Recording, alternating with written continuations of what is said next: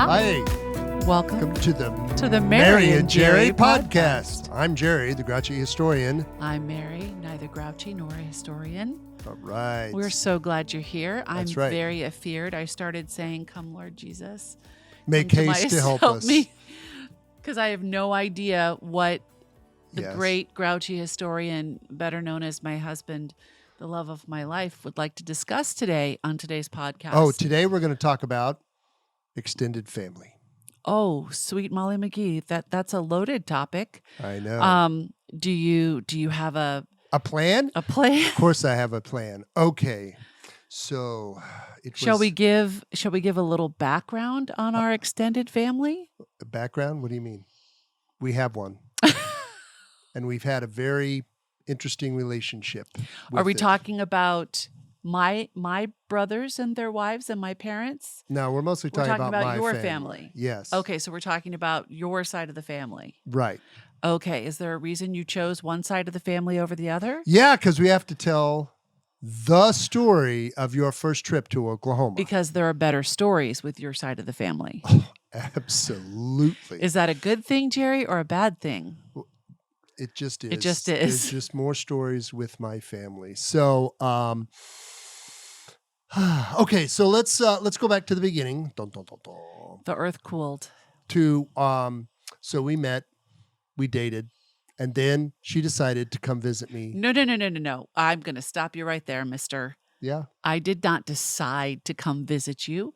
You asked me to come to Oklahoma For Christmas. for New Year's, which was your birthday. Oh, that's right, my birthday. Okay. If you're going to tell the story, then get the details It was right. 1986. It was a long time ago. Then Was how it come I can still 1987? remember? No, it was 1987. No, it was this Christmas of 1980. Hold on. 6. We met in April. Yeah, 1986. Okay. So my honey lamb. It was your senior year at the Naval Academy. Okay, yes. So on my honey lamb, I invited First my class honey year. lamb to come visit me in Oklahoma. Bought her a plane ticket and everything. It was a high adventure, right? Because that was your first time on an airplane? Yes, it was. Okay, so you came to Oklahoma. No, first you came to my house and spent Christmas with my family. Yeah, that was an experience. Okay, I will give you a moment to explain that with I've kindness never seen- and generosity. I've never seen anyone coach the TV with such intensity as your father did. He coached the Redskins to victory. Well, he did that all fall, but not on Christmas. I know, but I was just saying, being at your house in general, they kept trying to explain hockey to me, which you still haven't 35 years later. Football. Yes. Well, Christmas with your family was interesting. So Christmas Eve with my family is the best. Or it used to be the best. Now that we all have our own families, we How don't was really, it the best? because there used to be a honey baked ham and shrimp cocktail, this huge platter of shrimp. Yes, that your mother very carefully rationed out and stood there as your brothers went by to make sure that one of them didn't just dump the whole tray on their plate. There were all the cookies my mom spent like the week before Christmas baking. That's right. That is the first time I saw the speculachus, and I'm That's like, right. what miracles these are. They are miracles They are of awesome. delight. Yes. And we go to midnight mass. Yeah, nothing like Catholic aerobics at midnight. Stand up, sit down, fight, fight, fight. Stand up, sit down, fight, I fight, fight. think I was still Lutheran then. you are complaining a bit much, sir. I'm just pointing out that it is like Catholic aerobics. Okay. Your point? Nothing. I got to spend Christmas at your house. I was away from the Naval Academy. It was great. Yep. I got to sleep in the basement in the My same mom always room that made your a brothers were in. Big roast Do you know how beef. much your brothers snore? I am aware. They were downstairs. You could hear them up through the vents. Wow. They snore like my father. Wow. Yes, they do. Mhm. And they always gave me the side eye. It's like, I'm getting up to go to the bathroom. They gave Are me the you? side eye. Or are you trying to sneak upstairs I'm to like- see my sister Mary Beth? Really? Anyway. You were weren't a- that stupid. They were a suspicious I lot. was that brazen. I would have We'll tried, tell that story later. but you were not that brazen. Okay, so then you came we to fly Oklahoma. and I Okay. meet your family for the very first time. Now. Yes. Mm-hmm. Now, okay, let's go through it chronologically. Okay, So I land in Tulsa. right. I meet your father. Your father comes to pick us up at the airport. That's right. This is a man who drives 55 miles an hour when the highway says 55 miles an hour. Correct. I have never had that experience before. You drove on the Beltway, which is just slightly less hazardous than driving in downtown Rome. Anyways, so that was my first experience. Everybody was there to meet us. It was very exciting. Your brother was there with his wife. Your sister had come in. That's with the her first time you met my sister. puppy. It's the first time I met your sister and your brother. I think my sister was very glad to see you. Your She was very impressed. She's like, well, now Jaredon. Because my sister. Because I had manners. Because my sister was one of the 4 people who could call me Jaredon at that point in my life. I think my sister was just impressed that somebody actually wanted to come visit me and liked me, of the female persuasion. I more than liked you. I knew you were the one I was going to marry. I'm not sure you knew it then. I bet my sister knew. Well, yeah, because we talked about it. Yeah, that's what I figured. In the backyard. And she said, so what are your, she basically had, what are your intentions, the talk. Toward my Jaredon. I said, my intentions were to marry this man and have lots of babies with him. Okay. So I married you, but I didn't get lots of babies because we kind of messed that part up. But anyways, and then after we spent Christmas or celebrated Christmas with your family. That's right. We went to Tologa, Oklahoma. That's right. Salute. Which is where? Your first trip out to the prairie. Where your grandmother. Where my grandmother lived. The family farm was. That's right. Or is. And it was a 5-hour drive. Yes. How'd that go, honey? Well, it went along 55 miles an hour along the Trail of Tears. I'm not talking about the Cherokee. I'm talking about mine in the backseat of that car. Yes, my father observed that you had a lot to say. Basically. Talked the entire 5 hours. So something you need to know about Mary is that when Mary gets nervous, Mary talks a lot. And when Jerry gets nervous, Jerry goes silent. Jerry does not. So And you can imagine sitting there with my very German Lutheran father and my very not German but very Lutheran mother, and there is my serious girlfriend the entire trip. What was it my father said? Is there anything you don't have an opinion about? Oh, yeah. Yes, my honey lamb opined on all things Oklahoma. Okay, I was nervous. I was asking about history. I was trying to be interesting. These were my future in-laws, although they didn't know it yet. And I bet they were praying that they weren't going to be my future in-laws. But I was trying desperately to impress them and fit in. And we were getting ready to go to a really teeny tiny town in the middle of Western Oklahoma. Western Oklahoma. See, didn't care about geography. And meet the rest of your family, as in your cousins. Your mother's mother, Granny. Oh no, you Granny met the Lena, whole family. Right. We'll discuss that. Was one of 11. That's right. And so they all lived within Dewey County, Oklahoma. That's right. Close to each other. That's right. And they had for 50 years. And most of them were still alive. Wasn't everybody still alive then? Yes, back then. Yeah, everybody, except all for 11. My great-grandfather. But yes, all of the 11 children were still alive. Right, Lena's husband, your Granny's husband. No. Grandpa Dewar. Oh, was not. Yeah, where was Grandma Dewar? Oh, Grandma. No. Willis Dewar, like my grandmother's father, was still alive. So your had just great-grandfather. passed away. My great-grandfather just passed away a few years before. Okay. Anyway, let's get to the good part. So my grandmother lives on a farm. Now, it was traumatic. She was not farming, of course, anymore. But my cousins would come and they feed the cattle. They would run cattle on my grandmother's property, and she had what they called a kitchen garden, which looked like 7 of my mother's gardens put together. Yes. So we're at my grandmother's, and, of course, all the relatives are coming by to inspect, to meet the new girl. The girl from the East Coast. That's right. Lena's grandson's girlfriend, who's a city slicker. She comes from Maryland. Maryland. She lives in the big city, which, of course, is any place with more than 5,000 people. Correct. So they're coming to check her out. So my honey lamb is like, can we go take a walk? I was a little overwhelmed. Let me explain it from my point of view. Okay. Before you get to your favorite story of all time. All time. Oh, yeah. I was overwhelmed. There were so many people there. You knew you were being graded, didn't you? I'm not stupid. I I'm always most comfortable in the kitchen. So when I go somewhere that I don't know anybody and there's something happening in the kitchen, I end up in the kitchen and I'll wash dishes. I'll do whatever just to Oh, have a conversation. What I didn't understand were the rules with the Lenaburg women, with the Dewar women actually. And that is it's Granny's kitchen and you ain't messing in Granny's kitchen. nope. And the only person that was allowed to be in Granny's kitchen was Eleanor Pearl, her daughter, so my future mother-in-law. And Joanna was allowed to empty the trash and wash the dishes. That's Like right. she wasn't even cooking the food. No, nobody was cooks but just Granny. Eleanor Pearl and Granny. That's right. So Lena and Eleanor Pearl in the kitchen cooking. And it was a teeny tiny kitchen. It was like the size of our downstairs bathroom. It was just really small. So there wasn't a lot of room anyway. But like I came in and I was all excited. I'm happy to do the dishes. I'm happy to empty the trash. What can I do? Well, nothing, sweetheart. Why don't you just go out and get to visiting? Bless your heart. And I didn't know what visiting meant.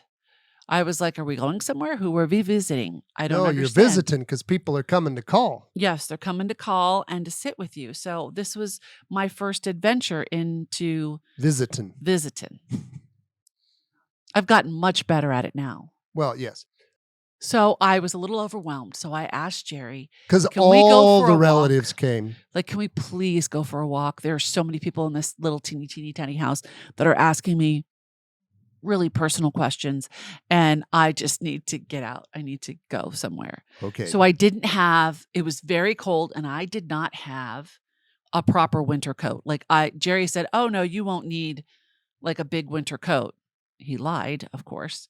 So I borrowed your father's barn coat or something. Something. I looked like a big old red marshmallow. So.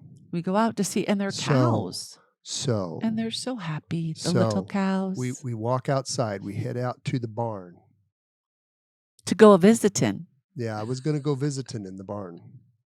You were going to visit me in the barn? Was that your intention? Yes, I was. Oh, I see. I didn't understand. It was that alone time. It was alone time. So Understood. when we go out there, the cows. That didn't work out so well for you, though, no, did but it? it made a great story. So we go out there, and the cows come up to the fence because, of course, this is later in the afternoon, and that's about the time That the they cows feed. get fed. So the cows come up to the fence. Now, my honey lamb, being the first time that she ever saw, The only time I've ever seen a cow was in the petting zoo at home she goes, or during the state fair. oh, look, they're cows. And I said, yeah. She's like, can we go pet them? And I said, well, we can, but we usually just eat them. Yeah, he thought it was real funny. Oh, I started to laugh. Okay, so then we go out and she pets the cow. I pet the cow. It was a sweet, sweet cow. And I I'm mean, just I figuring- know it became somebody's lunch later. I'm just trying to but figure out how many hamburgers and T-bones you can get out of that bad boy. So then, okay, you ready? As we're walking back so to the then house, as we're walking back, I noticed something I'm on like, the ground. don't step in that. My honey lamb looks down, and of course, there is a cow pie.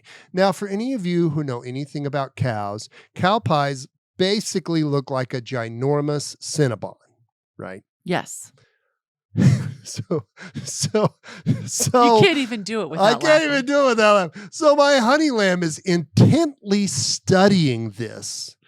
And then Because she it was says, circular and with it was a just- perfectly straight face, Oh, boy. she's like, how does the cow do that? Do they... You can't even do it, can you? Do they poop as they walk in a circle? Oh my gosh. And I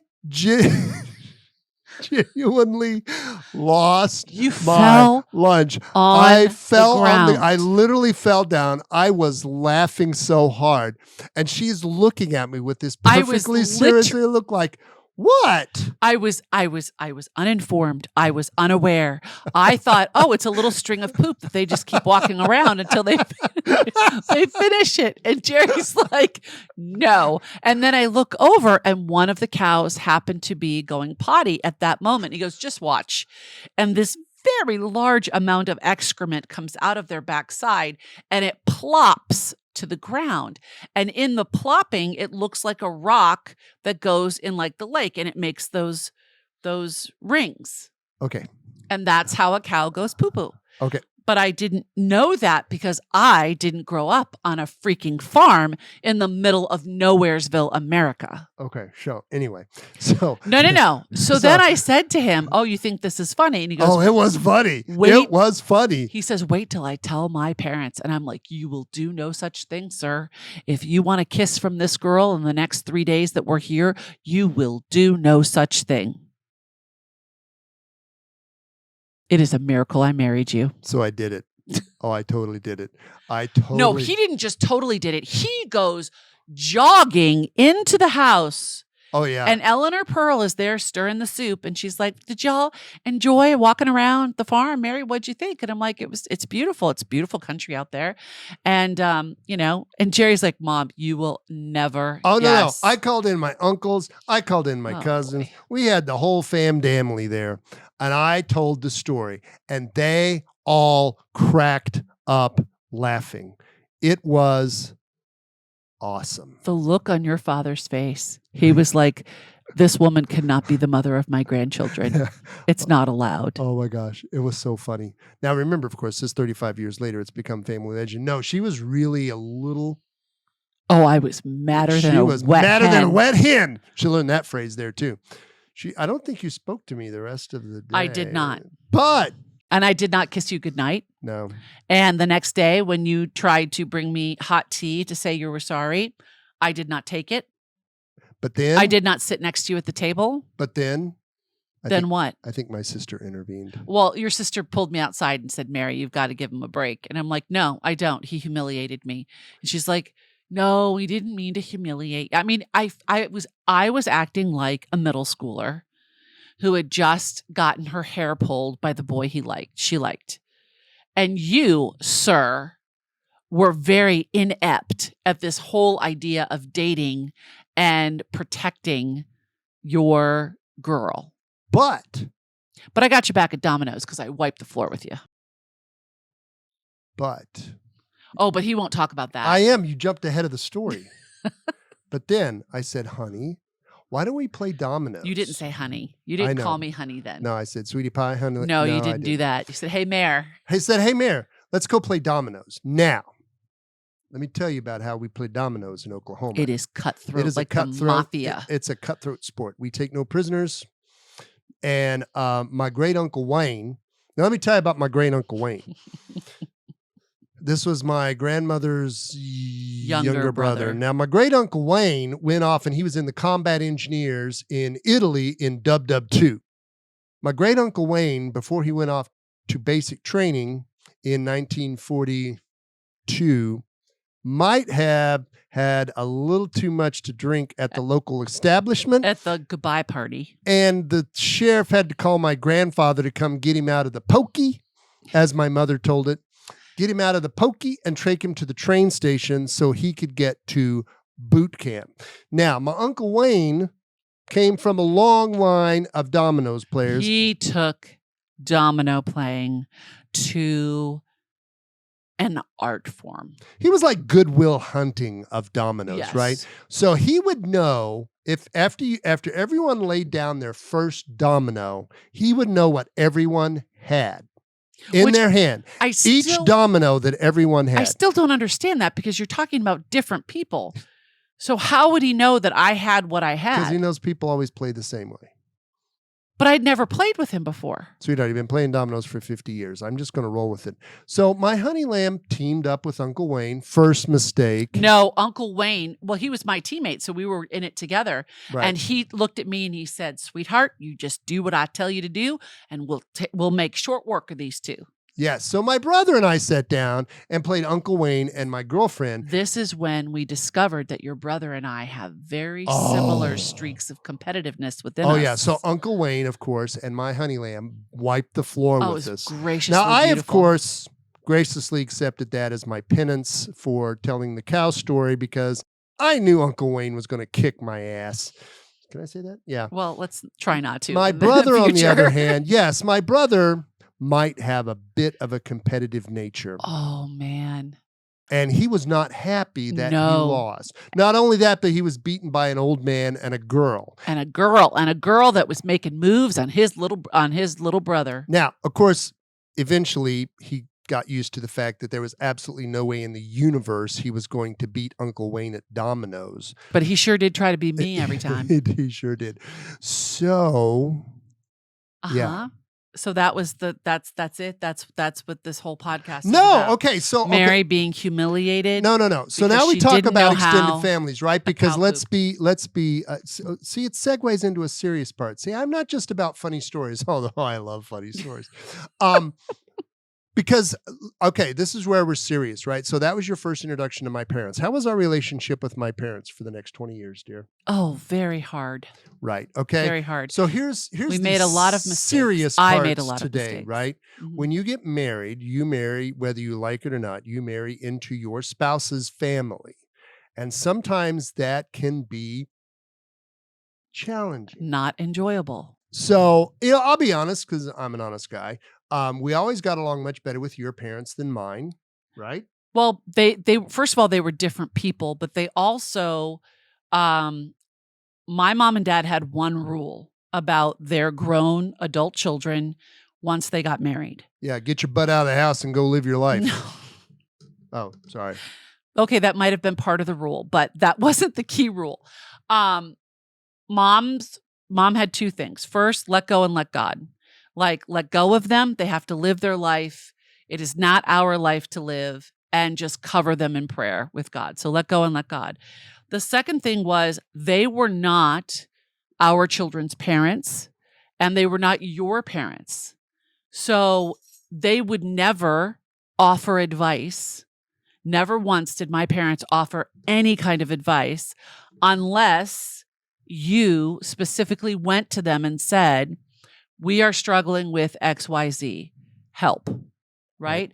And the reason why they did that was because my mom had watched some of the relationships in her extended family. My father had done the same, where, let's just say, everybody had an opinion and offered it all the time. And they couldn't abide by that. So they were very, very hands off. Now, we also used to wish they would be more hands-on, especially with our kids in the beginning. But they were both still working. They were both still young. They were 10 years younger than your parents. Yes. So, and you had a lot of commonalities with my father. My father had been in the Vietnam War.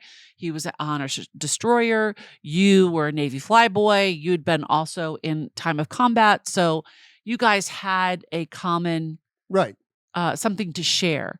I had zilch, nothing to share, nothing in common with your parents except for me, you, and I love to cook and bake, and so did your mother. Yeah. So, and your parents were not the kind to remain silent in their offerings of encouragement and influence. Yeah. Shall we say?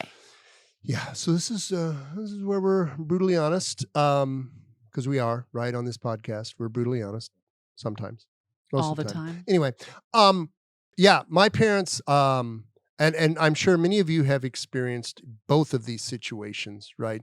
But my parents in particular, totally, not totally, but I would say at least for the first 10 years of Courtney's life, just didn't understand and totally didn't agree with how we raised and took care of our daughter. Okay, so let's kind of back up just a second. Number one, they were born in a generation where if you had a disabled child, a medically fragile child, a child who could do nothing for themselves. I'm not talking about,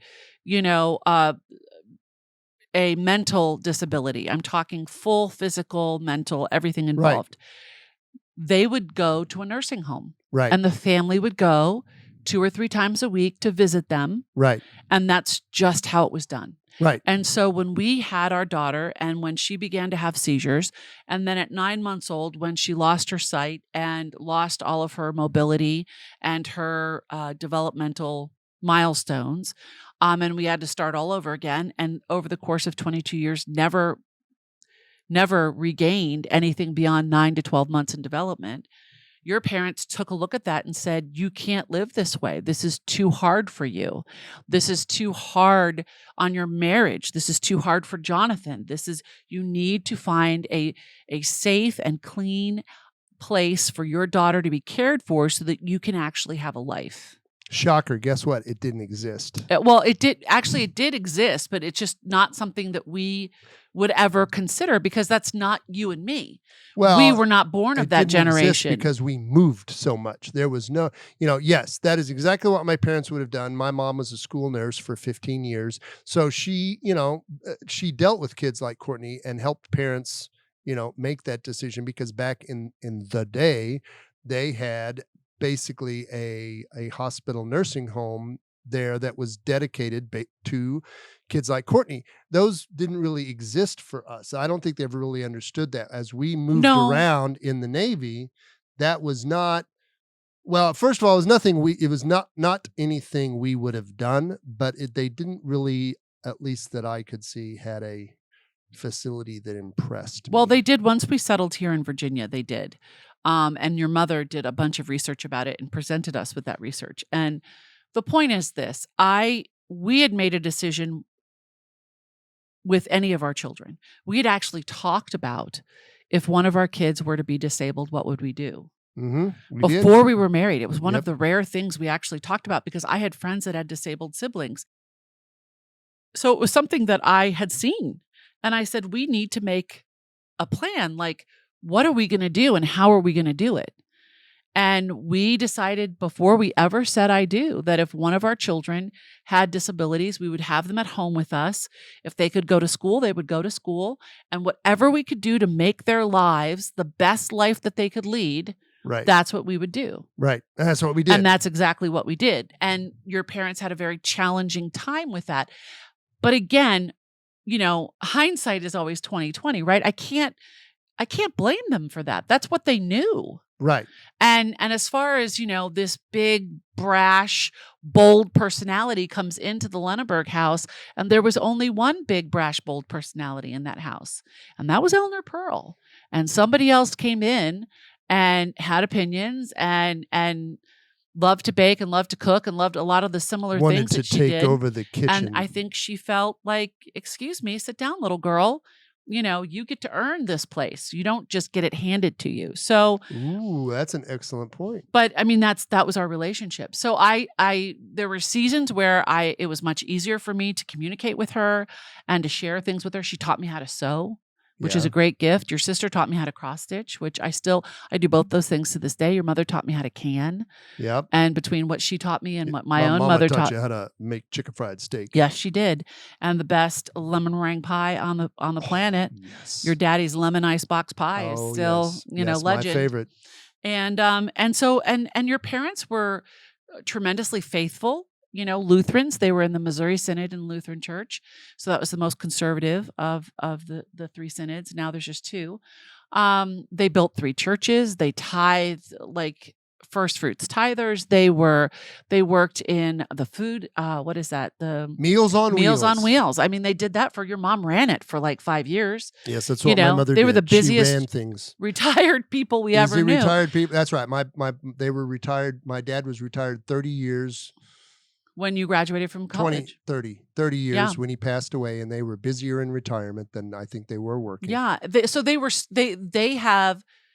both had your love language, which is service. That's your number one love language. That's how you show people how much you care for them is you serve them.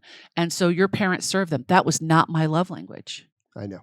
My love language is words of encouragement, which your parents not real big on. And my second love language was gift giving, which definitely not. Big on either. So it was really hard to find a common ground, and we ended up finding some common ground with Jonathan and common ground later in our relationship. And as we've talked about before, there were some moments that were very, very challenging that caused breaks in the relationship where we didn't speak for many years.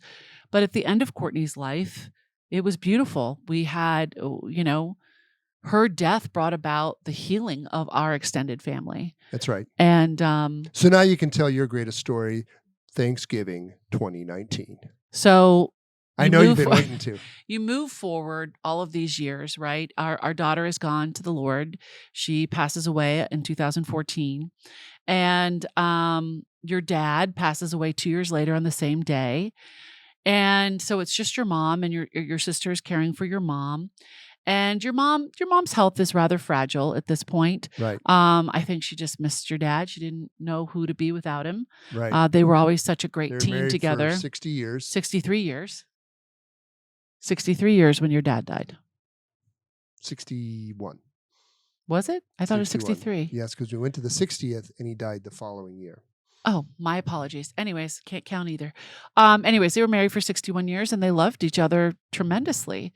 They were a team, and she was a little lost without him, but is it 20? It wasn't 2019, sweetheart. It was 2021. No, it's 2019, dear. She passed away in 2020. No. Yes. Oh my gosh, I don't know anything. It's been a long. It Wow. was before Okay. the pandemic, dear. It was the year before the pandemic came in March, and this was Thanksgiving before then. 2019. Okay, so the book has been published. Yep. Your Be Brave and the Scared has been published, and your sister is like, we'd love for you to come for Thanksgiving. And when Courtney was alive, we really didn't make that trip very often to Oklahoma because to fly was exorbitantly expensive, and to drive was hard on her because she was in her wheelchair the entire time in the wheelchair. Yeah, she was van. not really digging that. Not a big fan. So that was a very rare occasion where we did that. But we go to your sister's home in Moore, Oklahoma. That's right. And I have the great joy and honor and privilege of making Thanksgiving dinner. Your mom came from her little assisted living place, and I was fully prepared to be her sous chef. I was there. I was like, okay, let's, have I earned the spot?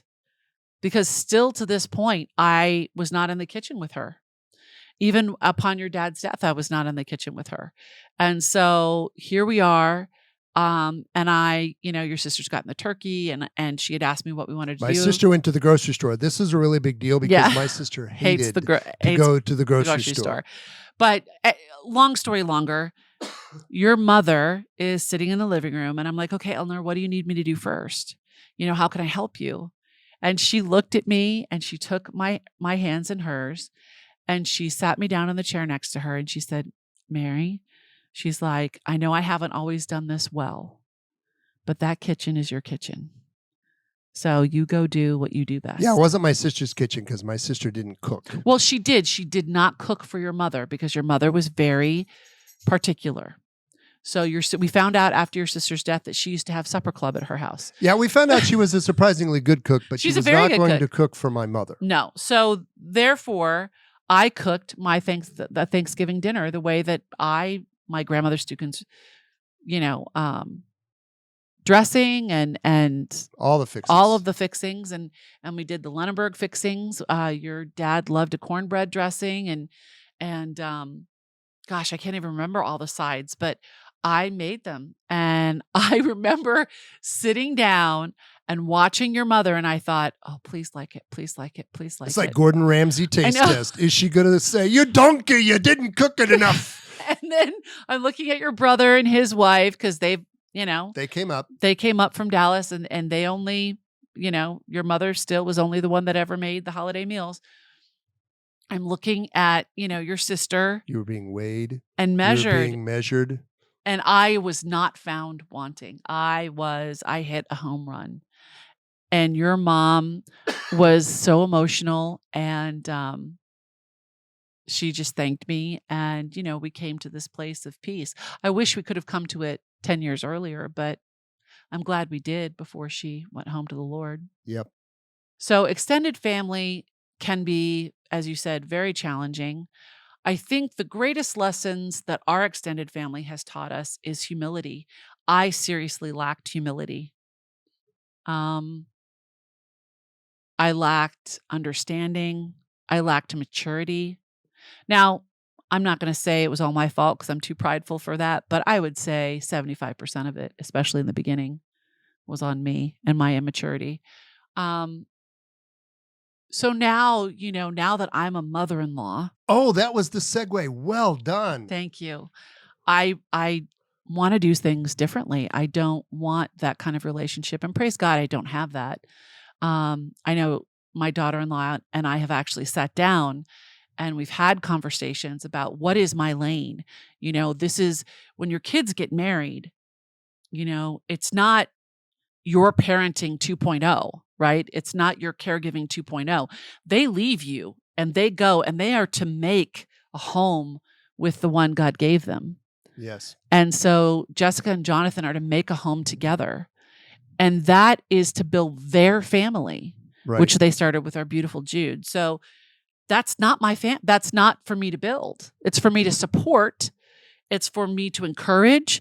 It's for me to show up when, new mama needs a nap and baby just needs to be held for a few hours, because praise God, we live close enough that I'm able to do that, or I was when Jude was little.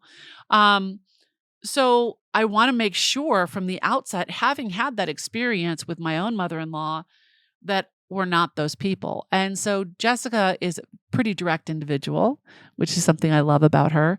And so I check in every once in a while. I went a little crazy on the clothes shopping for the baby. Shocking. And so she was I think like, all the people in Carter's know you by name. Hi, Mary. pretty much. And she was like, I think we're good. And she was so sweet about it. But, then that opened the door for me to say, are you good? Are we good? What do you need from me? Do you need any more clothes with dinosaurs on them? Right. Oh, always. You need the next size. Because Jude loves dinosaurs. Mm-hmm. They're his favorite. Mm-hmm. They are. Mm-hmm. Oh, I know. Anyways, my point. Humility. Have some. The end. What would you like to add, Jerry? Wow. What is your greatest lesson about extended families? Well, they're crazy, and unfortunately, you can't choose them. Sorry, I was talking about your brothers. Oop, can I say that on the podcast? Sorry. I'm not going to disagree with you, but wow. I'm just saying. Okay, your family. I'm allowed to. They're my brothers. Okay, so like the third date with your brothers. Okay, so on Friday night when the Caps played, your mom, Washington Capitals, which is our hockey team. Your mom would order Little Caesars pizza. For anybody who remembered Little Caesars pizza, it was like ketchup on cardboard, but you could get like 2 large pizzas in one box, right? They came in this single box for like $9, $10, right? So your mom would get 5 of these. Now that's 10 pizzas. Right? Because apparently each of your brothers assumed that one of them was theirs. Well, they were all, 6'2" to 6'5". So the pizza guy would bring in the pizzas. Yeah. Your brothers would start looking like wolves around a carcass, and your mother would like stare at them, take the pizzas, and go in the kitchen. Now, your mother, of course, being a very fastidious German, would open up the pizzas, put out some paper plates, put out some napkins, and then she would call your brothers in to eat. Now, the first couple of times that I went over there on a Friday night. The first 6 months, they did not speak to you. No, they didn't speak to me. They're trying to play mind games with me. I'm like, dudes, I go to the Naval Academy. You will not be playing any mind games with me. Been there, done that, got the t-shirt. But they like literally pushed me out of the way to get to the pizza. Now, of course, your mother was like, excuse me, guests get served first in this house. And I'm like, crap, don't call me that. Because then they'd glare at me because I'd go in and I'd take like 2 pieces of pizza. 2 pieces, like 2 little squares of pizza. And my mom's just looking at him going, I know you want more than that. And he's like, no, I'm good. Yeah. And then her brothers would take a pizza. Have you ever seen like the old, was it one of the James Bond movies where they put the cow carcass in the pool of piranhas and they take it back up and there's like nothing left but this little piece of rope? That's her brothers with pizza. So finally, after about 6 months, I had enough of this nonsense.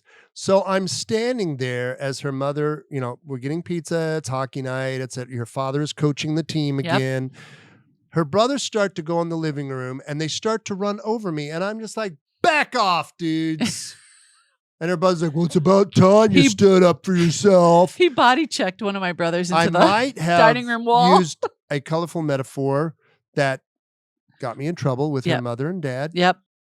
Well, But my then her dad dad- chuckled, but my Her- mom. Well, yes, your my mom dad. was Your like, dad chuckled is like, way to go, good son. on you. And My mother was like, not in this house. yeah, your mother wasn't very happy. But anyway, so where was I with this story? What lessons have you thank learned you. from I'm your glad you extended got it. family? Thank you for that. I just love. Yeah, that was a good story. What is the greatest lesson your extended family has taught you? I think humility is a good one, but I also think independence. I mean, Mhm. we made the decisions we made for Courtney. We And knew for my Jonathan. parents and Jonathan. We knew my parents didn't agree with them, but this is when we kind of stepped out into independence And declared our own and family declared structure. that, Yeah. Mom, we are not going to put Courtney in a nursing home. That's just not what we're going to do. And I felt toward the very end of her life, when my parents came to visit her right before she passed away, one of the things we told them was, when we brought her home from the hospital the last time that September, one of the things that Dr. Santos, right? Was that the guy? Her neurologist. Dr. Santos, For over her 14 neurologist, years. Yeah, it's a good man. said was, The only reason Courtney is alive is because you have loved her to this point. yes. I need a Kleenex. Oh, sweetheart. Rats. So, and that's what I told my mom. I said, Mom, if we had put her in an institute or She a home, wouldn't have been. she wouldn't have made it to her 5th birthday. No. She just wouldn't. And she certainly would not have lived The life that she have had. the life that she led, which, was Imperfect but beautiful. her life. Yep. And yeah. So that's what I learned. You have to be loving, and you have to be, And you have to have boundaries. but you have to have boundaries, and you have to say, But I think you also have to be, as we said, humble enough to know when those boundaries need to move in what direction. yeah. Sorry. That's okay. Anyway. Our saint is looking out for you. She loves her papa, interceding for you from heaven. Okay. I don't have a newlywed question game. So the not so newlywed game. It is time now Okay. for a question that I shall ask my beloved. By the way, we did it again, but we're going to fix it. Go ahead. Think of your question. The not so newlywed question. Jerry, Yes. what is my favorite place to go when I'm looking for rest and relaxation? What?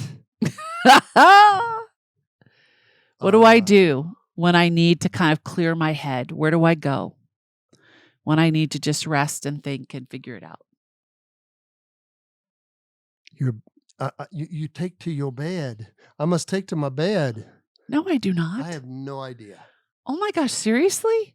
You've been married to me for 35 years and you don't know the answer to this question? Well, it's not the Wegmans. It's not the Barnes and Noble. No, I am totally clueless. Where do I go? What? There are 2 places I go, living where we live. Number Wait, 1. you go to adoration. Thank you. Oh my goodness. But I don't and know number where. Well, whoever's got adoration. Okay. And the second place, Christine's? my best friend Christine's house. Okay, I'll give See? you that. Okay. That wasn't actually what I was Yeah, going but to you say. can give me that one. I'll give you that one. But the second place really is where, and since we've had the dog, I definitely go there. The puppy daycare place? No. What? Great Falls. Oh. I go to the water. Okay, that I always go to the water. I never would have gotten that question, except for Christine's, because I knew that one. Okay, so now we're going to reverse the not so newlywed game, Jerry, and I'm going to answer that same question for you. Okay. Where does Jerry go when he needs to rest and relax and let's figure see if we get things this out? Okay, where do I go? There are 2 places Jerry goes. Okay. One is to a chair in his office with his favorite history book and a glass of bourbon with 1 very large ice cube. That's right, because we're civilized and not savages. The second would be to the front porch to his favorite rocking chair with the same accoutrement. See, but I'm easy to figure No, out. and the third place would be to the bookstore. Right. Pick a bookstore, the used bookstore, the library, the Barnes and Noble, somewhere where there are very, very large stacks of books. Right. Can I get an amen? I notice that I go to Jesus and you go to drinking. Yes, but sometimes I read theology books, so that counts. Because if you're going to read the Summa, you better have a glass of bourbon. I'm just saying. Just putting that out there in the verse. Oh my goodness. Anyways, okay. But hey, so, if you have a question for us, or if you have a subject you'd like us to talk about on the website, on the podcast, or if you have a not so newlywed question you'd like us to ask, you can call our hotline at 571-354-0351. You can either text or call and leave a message for us. Our hotline? It's I don't know what to call it. Hotline. Our customer service line. Hotline. The missiles are Well, inbound. okay, you know what? You guys out there in podcast land can name what that line's going to be. I don't know what to call it. I like the bat phone. Call the bat phone. No. Oh my gracious. So the takeaways from today's podcast are maybe you want to learn about farm animals and you should know about them before you go to a place where farm animals are, I would say. Okay. Extended family can be challenging. But rewarding.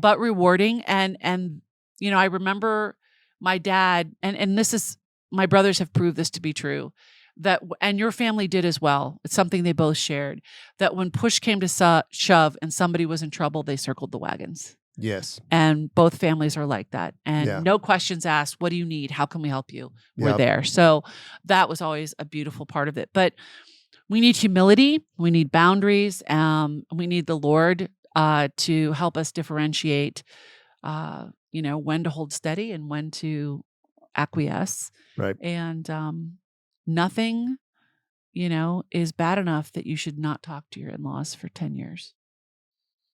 Good point. Humility, people. Humility. Okay. So we have now come to the end of the Mary and Jerry podcast. We're so happy that you joined us today, guys. That's right.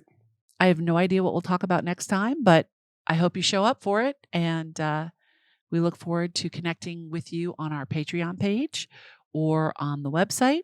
You can go to marylenaburg.com. And the Jerry and Mary podcast Instagram page. Right. marylenaburg.com. There's a drop down for the Mary and Jerry podcast. How about I finish my that's true sentence? too. But see, if you go to the Instagram on the go to the Instagram page for the podcast, you can DM us there too. Correct. Right. There's lots of things. There's ways to communicate. What we have here is a failure to communicate. We don't want to have that. So we have lots of ways to communicate. Right. Okay. Thank you all. So you're going to sign off there, big guy? Signing off, America. Lord help us all.